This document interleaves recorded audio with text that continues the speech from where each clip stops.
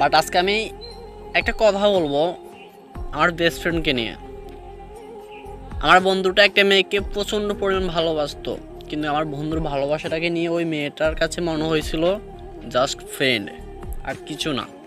কিন্তু তারপর আমার বন্ধুটা প্রতিনিয়ত তাকে ভালোবেসে যাইতো, তাকে মেসেজ করতো বা তাকে কল দিত, কিন্তু ওই মেয়েটা তো মেসেজ সিন করতো না। মাঝে মাঝে আবার মেসেজ সিন করে চলে যেত, রিপ্লাই দিত না।